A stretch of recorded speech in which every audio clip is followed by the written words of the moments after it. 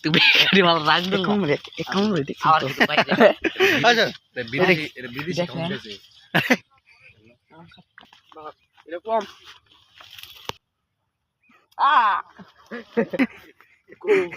ফুটবলিতা guys এসে পেয়ে গেলাম একটা ফুটবল আম ঠিক আছে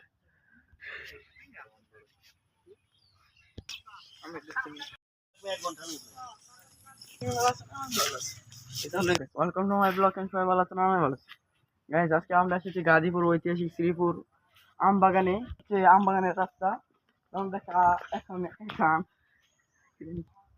বাগানে ঢুকতেছি এটা হচ্ছে রাজশাহীর বিখ্যাত আম বাগান। আসসালামু আলাইকুম গাইস, এখন আমরা ঢুকতেছি রাজশাহীর মতো একটি বড় একটি আম বাগান আমাদের শ্রীপুরে। হ্যাঁ, আমাদের শ্রীপুরে একটি আম বাগান আছে। তো এখানে এই আম বাগানটি এত বড়, মানে দেখতে আম বাগানের ভিতর ঢুকলে দেখা যায় যে এটা রাজশাহী আম বাগান। তো এখন আমরা এই আম বাগানের ভিতরে ঢুকতেছি।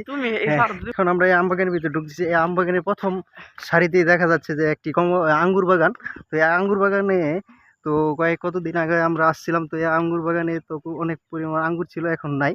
তবে এখন মনে হয় শেষ হয়ে যাওয়ার পথে, তো দুই একটা দেখা যাচ্ছে আমার। তো এখন আমরা আম বাগানে চলে আসলাম। তো প্রথমে রাস্তায় দেখতে পেলাম যে একটি আম বাগানে দুইটি আম আছে, দুইটি আম কমাস কম 2 কেজি। এখন আমরা আম বাগানে এসে কৃষকে গেলাম, দেখেন কৃষকের প্যাকেট কিনলাম। তো আম বাগানে এসে প্রথম বড় বড় আম দেখতে পেলাম, আমটি অনেক বড়। তো দেখেন একটা আমের পিস হলো 1 থেকে 2 কেজি, অনেক বড় বড় আম। রাজশাহীর আম একটা আমের পিস হলো 2 থেকে 3 থেকে 4 কেজি। একটা আম দেখেন একসাথে এক ডিবার উপরে চলে আসলাম আর কি গাছে। তো এত ছোট গাছে এত বড় আম কিভাবে হতে পারে? দেখেন একটা 1 হাতের উপরে আমের প্রায় কেজি হলো 3 থেকে 4 কেজি, অনেক বড় আম। এটা রাজশাহীর আম, দেখেন অনেক ভালো আম এগুলো। এত ছোট ছোট গাছ কিভাবে এত বড় আম হতে পারে?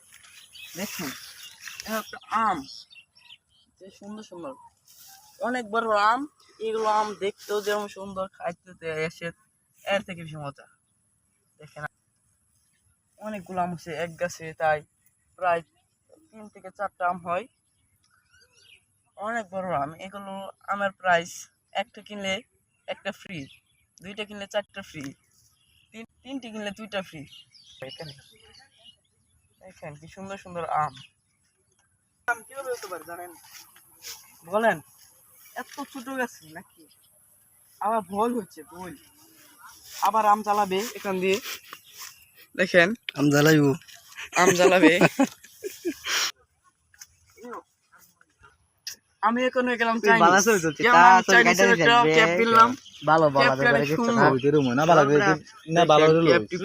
এবং আমাদের জামাই